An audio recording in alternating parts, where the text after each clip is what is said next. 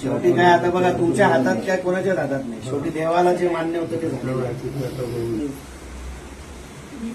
देवाचं ते त्याची करणी काय त्याच्या बोलतच नाहीये तो काही बोलत नाही. आपण पण अपेक्षा करू शकत नाही. बरोबर कारण एकुलता एक मुलगा एवढं सोपं नाही कमवता मुलगा आहे ना. लग्न करणार होते म्हणजे ते किती स्वप्न किती होती ना. त्याला बोललं तो पडला अगोदर डंपरनी स्ट्रोक पुढे त्याला ठोकला.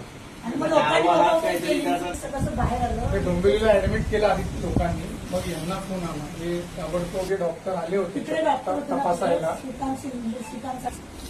पण तो बोलत होता मग इकडनं जाताना.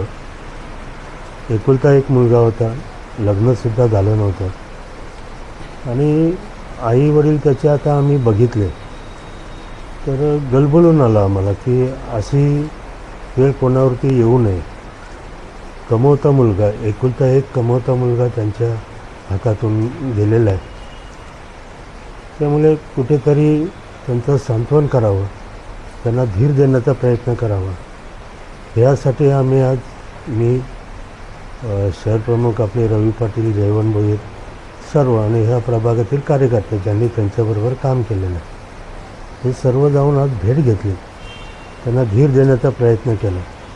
परंतु ते त्या मनस्थितीमध्ये नाही आहेत एकुलता एक मुलगा गेल्यामुळे. त्यामुळे पाटील साहेबांनी सांगितलेलं इथल्या कार्यकर्त्यांना की बाबा आपण त्यांच्याकडे व्यवस्थित लक्ष ठेवावं, त्यांना धीर देण्याचा प्रयत्न करावा.